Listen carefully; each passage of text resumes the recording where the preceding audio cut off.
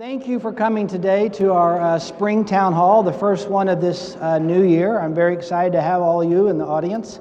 I wanted to tell you that there is an important event at 1:30 in Tioga. We have one of our candidates, and we'll be talking briefly about that in a second. So I will try to finish with plenty of time for you to run over in the rain to Tioga for those of you who want to go to the open forum for the candidate we have on campus today. But other than that, I'll try to get done with my presentation in time like normally to allow time for questions. So with that, let me go ahead and get started. This is what I'm going to talk about today, and you might look at that and say, well, that's the same thing you talked about last time you talked, and that's because these things are all in transition. So I try to keep you up to speed on all the major things that are going on. So we will talk a little bit about organizational and leadership development on campus. I want to throw in the bragging points. You've probably heard all these before, but I make a point of always using opportunities when I get to speak in the community about bragging about UW-Tacoma, and I have some new ones. I'll repeat the old ones and tell you some new ones. I'm going to talk a little bit about the law school. We have a short update for you today. I'm going to talk about the budget development. I'm going to talk about enrollment development. I'm not a part of the task force, but I got a brief update on that, so I'll tell you where the task force, the Student Success Task Force is, and then I'll bring you up to speed briefly on the Strategic Planning Task Force and what's going on there, and then allow you to have questions on any of these activities. So that's kind of the plan. So organizational and leadership development. First of all, you were all right. Go ahead, switch. You were all right. Somebody in the audience, when I was given one of these town halls, said, boy, you're going to put the campus through search fatigue. And I have indeed done that, and we're just kind of starting. So I apologize in advance, but it will really feel good when we're done, if that helps. So we finished the search for the Executive Vice Chancellor for Academic Affairs, and if you haven't met Melissa yet, you've been hanging out in the wrong circles, because she's been here, and she seems like a part of our campus. She's right here. Melissa, you want to stand up? Everybody surely knows her by now. Yeah. And unless you were hiding in a closet, you know that this week we have our SIAS Dean candidates on campus. We had one earlier in the week, and there's one doing something right now. Probably having lunch maybe with the search committee or something. I don't know what they're doing right now, but we have one right now. The Milgard School, which was ahead of the SIAS at first, is now about a week or 2 weeks behind, and they're going to do their airport interviews, not this weekend, but the following weekend, and their interviews are slated, and we don't know how many candidates. I've asked them to provide 3 to 5, so we don't know how many candidates, but when they get finished the weekend after next, we'll know how many, and those will be set up in the middle of April, okay? Right behind that are Skype interviews for education. Actually, not behind that. It's actually in front of that. That's next week. And then the interviews will be 3/29 to 4/6, depending on how many candidates we have. So that's actually the week before the Milgard candidates will come to campus. So we do have the next several weeks of candidate interviews, and I ask you to all bear with us, the committees. Do the best you can to participate in those. The more feedback we get, the better, and the committees will synthesize that feedback and be talking to our Executive Vice Chancellor with regards to the Dean candidates and Director candidates, and we'll be moving forward on that. The Institute, I would not come and propose that we add one more. So since we drug our feet a little bit on that one, trying to get organized, I think it's better now to start that one next autumn when we're back. So you'll hear more about that later. It's in good hands. Raj is doing a great job. So we'll try to get these done this spring and the rest of the winter, and then we'll do that next year. Not next year, next academic year. Okay. Now the Associate Vice Chancellor for Educational Outreach is not done, but the candidates are finished. We had 4 outstanding candidates that were very different in what they brought to the table. I'm really curious to hear from the committee and all of you. There was a process where they gave an open forum, and I believe is that down now? That site is down? They can view those? The Catalyst site to input is just shutting down. But it was up for at least a week after the candidates were here, so the committee is going to synthesize all that, and then we'll have a recommendation determining if there's a finalist or finalist, and we'll make decisions on that, and you'll hear about that soon. I also, this doesn't really fit on this slide, but I didn't want to make another host slide, is I wanted to update you on what's going on with Federal Way. I believe the last time I talked to you, I indicated that Federal Way, an article came in the paper, that they were considering adding a campus or a location from WSU in their town. So we intervened is a strong word, but we let them know that we would be interested as well. They were very happy about that. We spent some time visiting with them. So we took the next step in February, early February. They actually sent a van over to campus to get several of us. There was about 8 of us in the van, several of the vice chancellors, myself, Michael Wark, and other people. We went and viewed the places in Federal Way that they would like some sort of educational presence. And preferably, in our eyes, it would be a UW presence. And I think after we talked to them, they're thinking real strongly about a UW presence as well.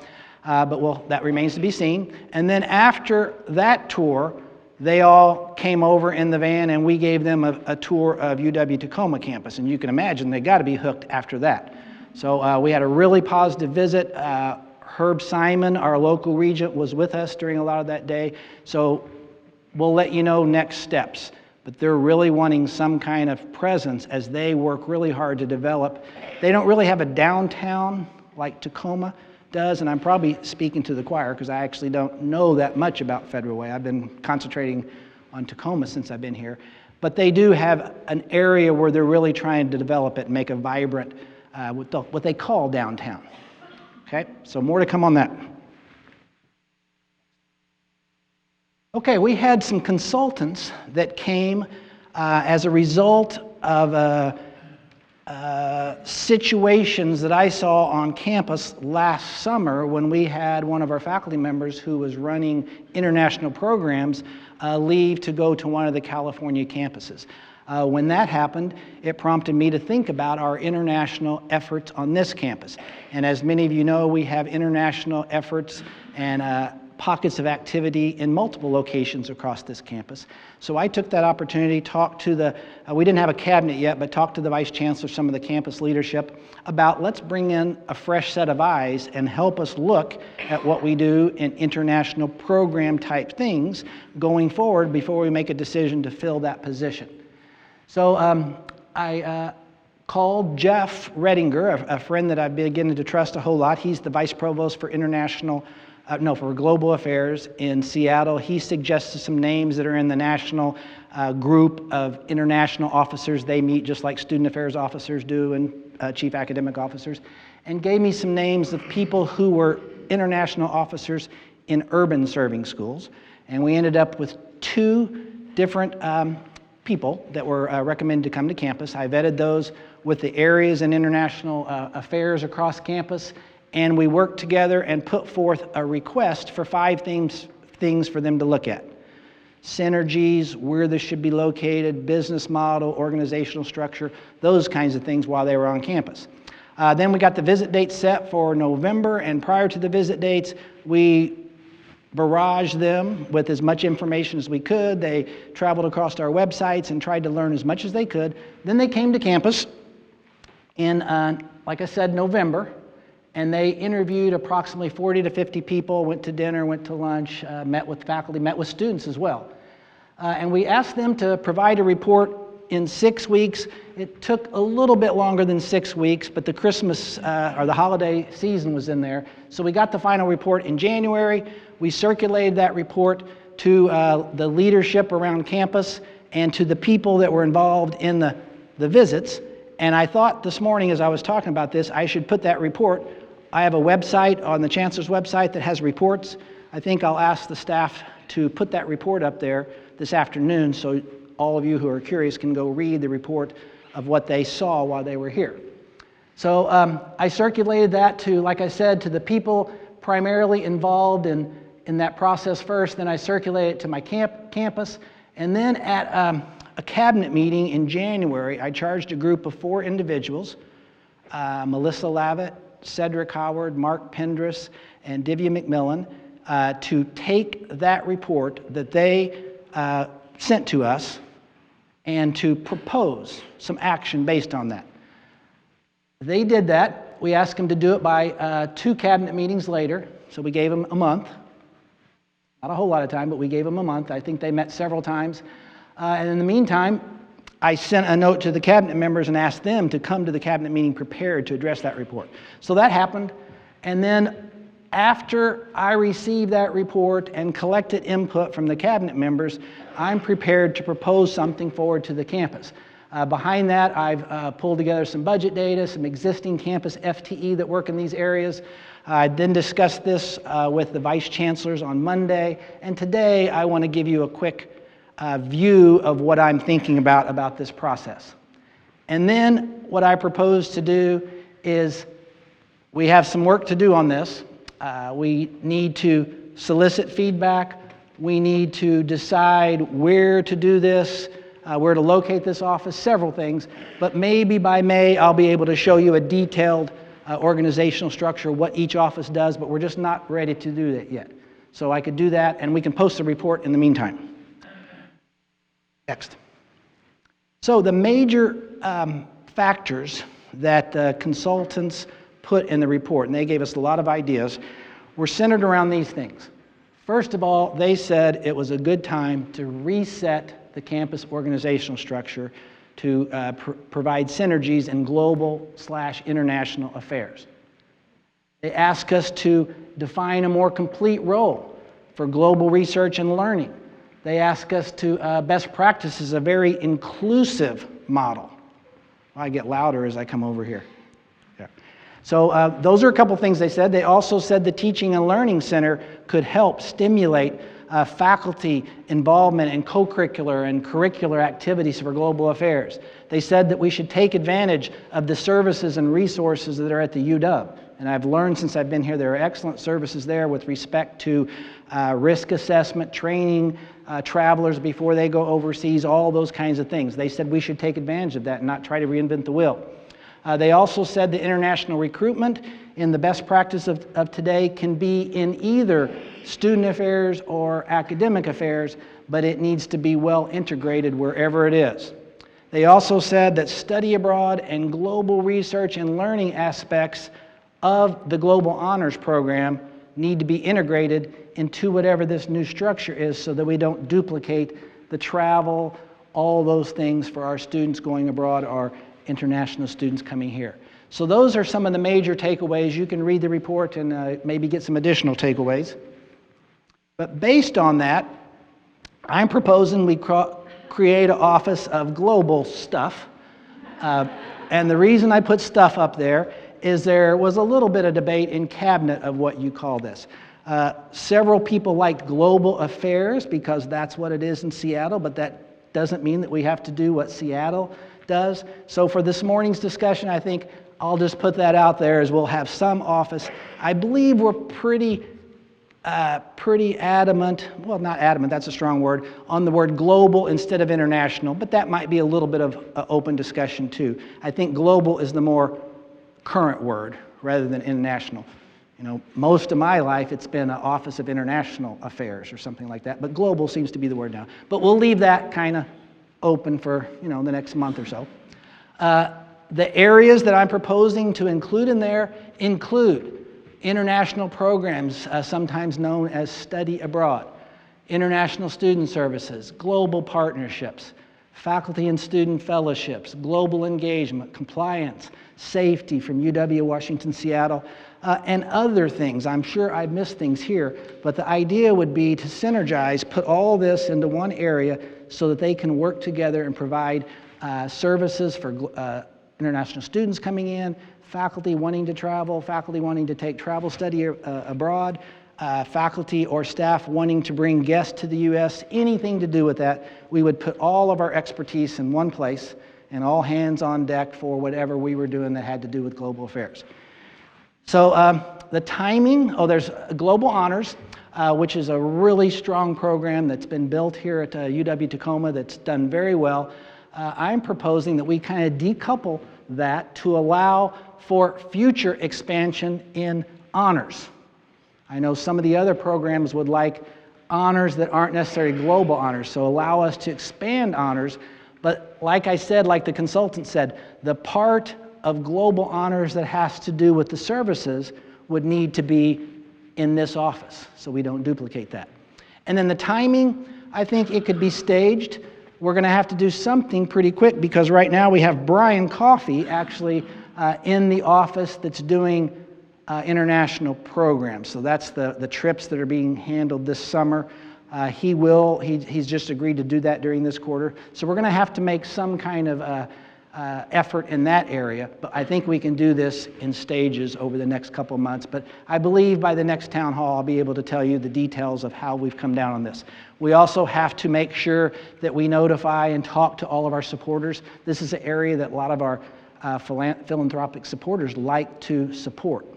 It's a feel-good thing, and it's important. It's important for all of our students to do this.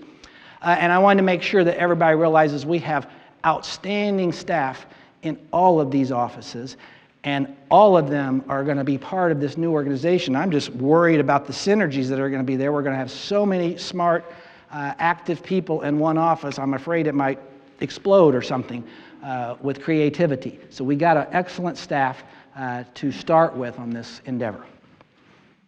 Okay, next. Programs to schools. This is complicated, but we've made some pretty good progress, especially since Melissa has been here. Education revised their proposal, and we have that. The Institute of Technology really worked hard and put forth a proposal late in the fall, maybe in January. I think we got that proposal. And I know Urban Studies is talking about this in their meetings. All of the academic programs are talking about this. It's a little more complicated in nursing and healthcare leadership and in social work and criminal justice because both of those programs have accreditation connections to Seattle, but they're all in discussion. So what we're proposing is that we put forth sometime later this spring a proposal to Seattle to ask for education and the Institute to become schools. And Seattle's already told us, before you ask, tell us what the plan is for the entire campus. Because Bothell, when they went forward, they did them, I think they did maybe a couple at first, and then they did all at the same time. So Seattle just wants to know, and I think they're speaking for the Board of Regents as well. They want to know what the plan would be. If you're only putting 2 forward, what's the plan for the rest? So we're working on that, and we hope we can get something out later this spring and maybe even on the Board of Regents meeting before this academic year. Okay? Next. Okay, bragging points, my favorite part. All right, so you all know most of these. We were named one of the top 50 college towns in America last year. So that's not just us, that's the city of Tacoma. And there were a lot of criteria about the variety of educational opportunities in the city, the diversity of the cultures and the food, the outdoor environment. So that's something that is good for the whole community and it's good for us as well. Another thing, we were named one of the 50 top most diverse colleges in America, which is really cool for us too. And we kind of knew that we were, but to have somebody say it officially was really rewarding. Also, there was a little bit more of an obscure ranking that came out, but I think it's very relevant to today's students. And it was a ranking that was talking about the schools that do the best at providing opportunities for low-income students. So they take low-income students and then they provide them very well-paying careers when they graduate. So it's kind of a gap, how much you can provide to that gap of that family. And we got number 2 in the country in that ranking, right behind Texas A&M University. So that's something I'm really proud of. And I've put enough information here where you can go Google them and read about it and bask in your excitement in your own office. Likewise, we've been named year after year after year a military-friendly school from 2010 up to now. We were named that again. Next slide, please. Okay, this is a more recent bragging point. We received the 2016 or 2015, it's a year in arrears, 2015 IPEDS report.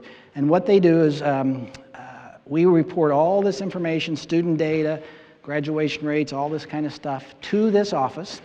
They synthesize it and put us with 29 other institutions, so there's 30 in our cohort, and then they compare us. And what they do is they use the Carnegie classification for your school, and we're masters, and we are, what was I going to say? We're masters, and we're about 5,000. I don't know their exact range. I think it's like 3,500 to 5,000. So it's Carnegie classification and relative size are the factors they use to put these peers together. Now, these wouldn't necessarily be our aspirational peers that we would choose if we're trying to gauge our progress on a strategic plan. Maybe some of them might be, but these are peers that they selected for us. But that's okay, we'll brag about these peers too, or about how we do with respect to these peers. So that report came out, and I've spent a lot of time looking at it. Cedric has spent some time looking at it. I know Josh and some of the other vice chancellors have looked at it, and we've dug out, next slide, some very cool stuff. First of all, we learned that 55% of those students in the state of Washington that go to a community college go on and get a 4-year degree. That sounds pretty good. But you know, the average of our peers is only 42%, but look at us.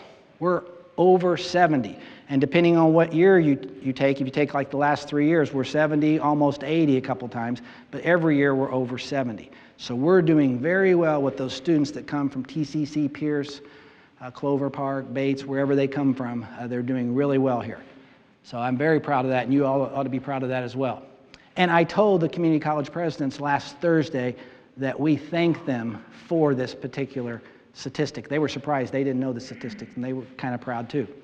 The latest 6-year graduation rate, and this wasn't reported in there because this is brand new off the press, 6-year graduation is 63%, which is 10 points higher than what we had last time. And the national average is only 54. So I know when I first got here last year, in January, before I got here, an article had come out in the Seattle Times about the graduation rates for Bothell and Tacoma and Seattle, and we were at the bottom of that list because ours was around 53%, and they compared us to Seattle, which was maybe near 80%. Well, that wasn't a fair comparison. That's the 6-year graduation rate that comes from a cohort of students that just walked in the door like the year we became a 4-year campus. So obviously we didn't have the support structure in place. But even that being said, UW-Tacoma should be very proud. We produced our first 6-year graduation rate that is right along the national average. I think we were around 53%. The national average is 54.4. Our peer average is 40. And we're already now to about 63, and we're going up, I'm sure. And based on the outcomes of our Student Success Task Force, that thing's going to approach 99 in no time. Next slide. Whoop, go back one. Also, degree production, and you might worry about this, but if you look at how we produce degrees or how we get our students in, it does lend itself to a high production of degrees. If a lot of your students who come in are already 2 years, they have a 2-year degree, and a lot of the ones that come in as freshmen have head start, that we produce more graduates than our peers by a factor of 2. And we're going to be more than 1,300 this year. I believe we're expecting 1,800. Anybody in the room know that? I think that's about right for this commencement in June, about 1,800 degrees. So this is outstanding. But it also means we need to get 1,800 new students in the door next autumn. Well, I had one more, Tim, I think, didn't I? Yes.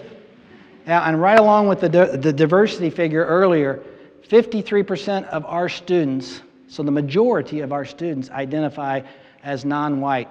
It's 43% for our peers, so that lends itself to why we were named one of the top 50 diverse schools. Now, another statistic, which I am proud of on this campus, is 500 of our students receive some kind of military benefits. The average of our peers, same size institution, is 95. The cost of attendance. Now, if you look at, I purposely didn't put it up here, if you look at the cost of tuition, we are a little bit higher than our peers. But if you look at the cost of attendance, you put everything in there, including aid, we are less by over $1,000, $1,500 less than our peers. And that is because, majorly because of the aid and the cost of living here. So $12,800 compared to $6,000 for our peers. And then another factor, which is really not in the report, but I like to brag about, is 80% of our students come from this area and 80% stay here in the Pierce County. Okay, next slide.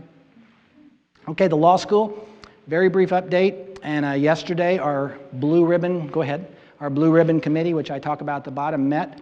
So as I said last time, this is a completely different initiative than what was going on when I arrived here. Completely different initiative, a much heavier lift for the UW-Tacoma. Originally, when it was proposed, it was UW bringing a law school, a section of their law school, or a cohort, to Tacoma. When that transitioned and it became us bringing a law school to Tacoma, that's a whole different thing. So we got to look at this very, very carefully and very, very deliberately. So we put out an RFP early this year for a consultant to help us with this. It's a very rigorous ABA process you go through. And I hear that yesterday that kind of closed, and they are looking at the applicants and coming up with a proposal for which of these consultants that we'll hire to help us. So that will probably take another week or two, and then we'll be off and running. But I wanted to make sure you all know that we've communicated with the key stakeholders. I've been to Olympia and met with our Pierce County delegation, the people that are interested in helping us bring this here. We've met with the supporters in the community. We're keeping them in the loop almost daily about this process. But we, as an institution or as a campus, really have to do a very thorough analysis of, will this work for us financially, enrollment-wise, competition-wise, all those kinds of things. Does it fit with our mission? And we all hope it does, but we got to be sure about it before we move forward. And I've also want to go on record as saying we need to be certain that we can do this inside what we've already kind of committed ourselves to do with the new Student Success Task Force, with several new things. We're adding electrical engineering a year from now. We're adding 2 new programs this fall, 2 new programs this fall. So we don't want anything else to suffer as a result of this, and we want to make sure the UW and the law school are behind us as well, and that the legislature, everybody will get behind us. So as this develops, I'll be talking more to you about it, but that's the state of it right now. Next. Budget development, go ahead, next slide. Okay, this hasn't changed a whole lot since our last meeting, but it's going to start changing a lot over the next couple months, because once it happens, it accelerates. So you all know the legislature is still down there for one more day, and as far as I know, they don't have a budget yet, which is a little worrisome to me. But the process kicked off. We have this new committee, the Campus Budget Committee, that kicked off with the Budget 101 last December. They had their second meeting this morning. I was only able to attend about 30 minutes of it. But that committee is trying to learn its role and get its feet under it so it can be what I call the conscience of the campus in helping us understand how we deploy our budget going forward. And once we have a strategic plan, it will be much easier for that committee to do its work. But right now, we're learning what it means to be a committee. We're learning what kinds of things, what level it needs to look at with respect to the budget. You know, we don't want to look at the details. We want to look kind of up here, the 30,000-foot level, or maybe a little lower. So anyway, that committee is working hard. Some of the things we're trying to do is we're trying to match the faculty searches closely with where the student demand is, because we can't afford in this budget environment to not have that close match. We can't have additional faculty capacity in areas where we don't have students. I'm also looking at all new staff hires as well. It's not fair to look at just faculty hires if I don't look at staff hires too, to make sure they are critical to our mission going forward.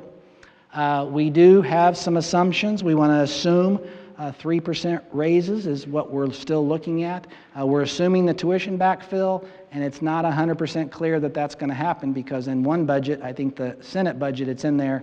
In the House budget, tuition backfill is not present right now. So that's a little worrisome too. That would be a significant chunk of funds for us that we wouldn't have next autumn. And then I'm also working to make room for strategic planning initiatives. We want to have a pool of funds that we can deploy towards these good ideas that come out of the strategic plan, and we want to implement in the first year of the strategic plan. Obviously, we won't be able to do everything that first year. And then we're working towards building a little more structure in each of the units, academic and non-academic units, to better empower the units to kind of be responsible for their own destiny, financially wise, and then also to increase the accountability for those. So we're trying to direct the budget and put the responsibility in those areas. Next slide. Enrollment. I don't believe this slide has changed, so I'll just quickly go over it. But based on those budget numbers with the assumptions I talked about, and based on the demand that Carl and Enrollment Development believes that we can bring to campus, and based on where we have room, we're looking at 200 to 250 students more next fall, which is about a 4.3 to 5.5% growth. So we've come down off our 7% growth rate, but this is still pretty steep growth rate, and we can fit these students in, and we hope they all show up. So that's kind of where we are. That hasn't changed a lot. We have reactivated the Strategic Enrollment Management Committee, and they're going to work very hard to look into the details of this going forward. Next slide. Student Success Task Force. Well, I see a couple of those members here. We have 3 individuals that I asked to kind of lead that and get it all together. That's Lisa Hoffman, Deidre Renor, Bonnie Becker, and they did a call, and about 40 people signed up to participate. So they've had several meetings. One of the things they did, and I think was very smart, is kind of break it up into individual task force that could look after these individual things, and we have them there, understanding retention and persistence, best practices and models for the first year in the lower division, student pathways, research and best practices in first-generation college students. So instead of the whole group of 40 trying to tackle it all, they've broken up, and each of these groups is looking into something, and I assume they get together periodically, and they have a steering committee made up of the chairs and co-chairs of the subgroups, along with the 3 people in charge of the committee. So they've also submitted some applications to some high-impact practice seminars and a few other kinds of conferences so that the group builds capability and understanding and best practices as they make their plans going forward. And all that's going to be proposed up through our EVCAA, and of course through the faculty channels if they propose curriculum changes or anything like that, or changes to advising or changes to anything in student affairs. Those will go through the normal channels. This is just a task force to generate ideas and put plans forward for people to consider. Next slide. Strategic planning. Okay.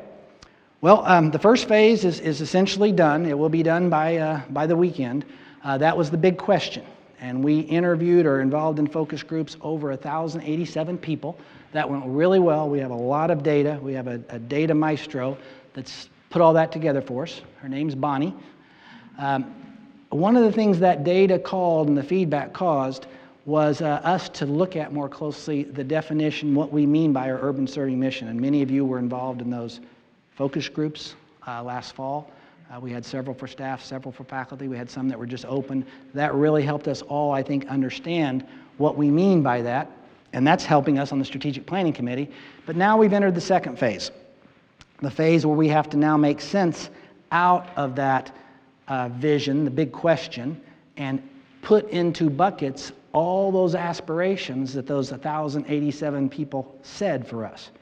And there are themes that kind of come out of that. When you look at all that data, there are themes. One of the big themes is, boy, you guys do a great job. Don't change what you're doing. So I think we heard that loud and clear. We're doing really good things, and we don't want to change that. We want to do new things or maybe best practices in these areas. So the second phase is a little more difficult. It's a little more detailed, and that's going to start this Friday.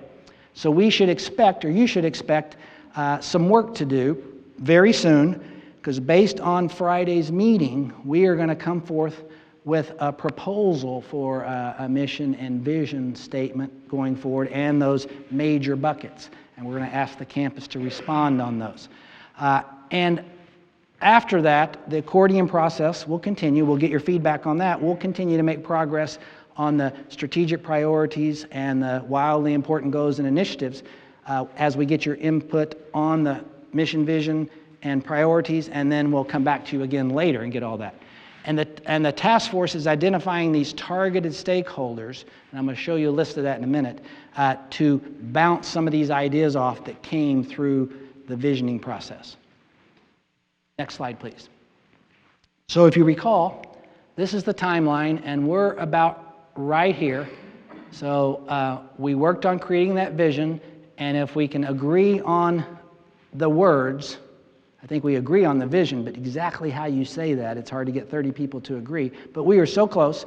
What we did is, as the 2 committee chairs, assigned 5 of the committee members to take that, those ideas and to put forth something for us. And we hope to approve that, or we will approve that, I hope. That doesn't make sense. I'm conflicting myself. On Friday. In the meantime, we're identifying the strategic priorities and the wildly important goals, and then we'll move on to the more details. So we're on track for that. Next slide. So this was our wildly important question that generated the aspirations for us as an urban serving mission that we put into these buckets. Next slide, please.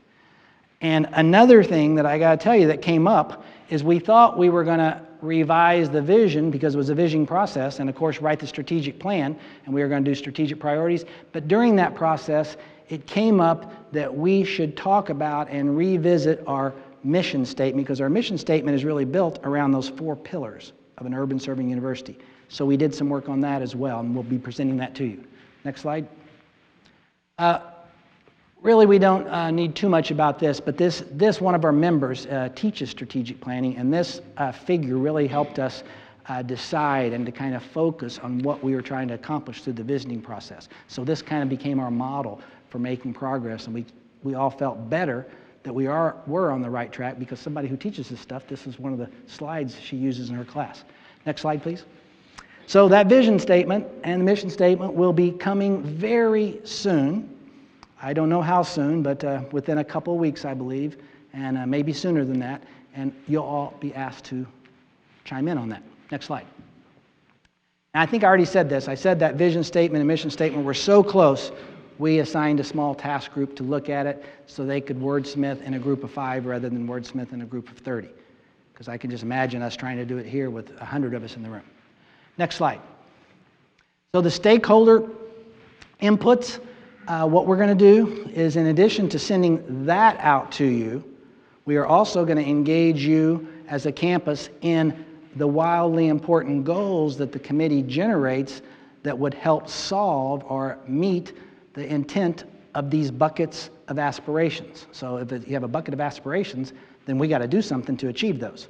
So we're going to dream up these wildly important goals that we need to create to achieve that. We are going to get you all involved with that. So we're going to go to the faculty assembly, the staff council, ASUWT. We're going to go to advisory boards, and we're planning advisory board breakfast. But they've also are planning this crowdsourcing activity. And I'm going to send you an email about it this afternoon. But there's some dates in April, I think the first week when you come back, that we're going to have about 8 open sessions to bring you here and brainstorm, help us brainstorm. Next slide. So we are right there. You can see we have completed 3 meetings already this year, and we have 3 to go, and our plan is in those 3, and when I say a meeting, they're all day long. We plan to have a strategic plan for all you to bounce off of, and we'll move forward after that. Next slide. So that's all I have to say for today. I know that was a lot. Thank you for sticking with me, and I'd be glad to answer any questions you have. We were talking about, we had a meeting about a nonviolence initiative. How do we, as faculty members or whoever, when we're working on some project like that, figure out how it fits with the strategic plan so that we're not just throwing something else out that people aren't going to be enthusiastic about? Well, thank you for asking that. One thing is our new Vice Chancellor, I know what she's trying to do right now is to get a handle on the various areas, what kind of resources they have to do those kinds of things so that we can deploy resources in areas where there are no resources to do those kinds of things. If it's in the campus level strategic plan, and one of the things you're talking about has to do with conflict resolution and nonviolence, I think that will be clear when we get a strategic plan done that this particular idea that you have fits that. So we will also design with our strategic plan a resource deployment, or what do we call that, resource allocating process for new ideas that come up that are related to our strategic plan. So faculty, staff, students, anybody can ask for resources to do that. So that's not designed yet, Professor Honey, but we will be working on that over the summer. If you look at the strategic planning timeline, we're trying to get it done before faculty and everybody leave in early June, and then over the summer, we'll do all the nuts and bolts that go along with it. So hopefully you can wait. In the meantime, talk to your dean, talk to me, talk to the new executive vice chancellor. We don't want things to have to slow down good ideas to slow down as a result of this planning process. Next question. Hi, thank you for your presentation. I saw that you had student planning. There was a group of 3 people, and 40 people are part of this task force, I believe. Do you know if there's a student on that task force?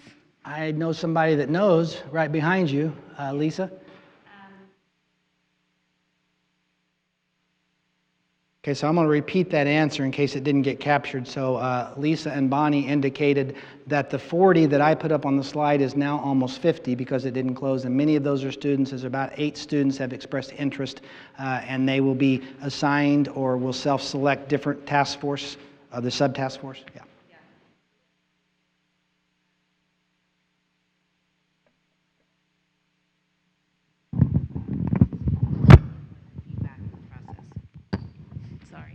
Get up. We're going to also add another student-specific feedback work group. Thanks. And that initiative, I'm sure, will span the summer and into next autumn. They're just organizing themselves. I know they're already brainstorming and have ideas, but that's designed to go into the autumn. We won't finish that immediately, so we'll have lots of opportunities for students, faculty that aren't involved now to get involved in that as it moves forward. Thank you. Well, I don't want to keep you sitting here waiting for a question, so if there's not any last-minute question, I'll ask for those of you that can, that don't have a conflict, please go watch the presentation of our second SIS candidate, and thank you very much for coming. We'll try to get this up within 24 hours. It'll be on the website, the slides and everything, and that report, the consultant's report, will be posted within 24 hours as well. Go to the Chancellor's page under reports and you'll see it there. Thank you very much.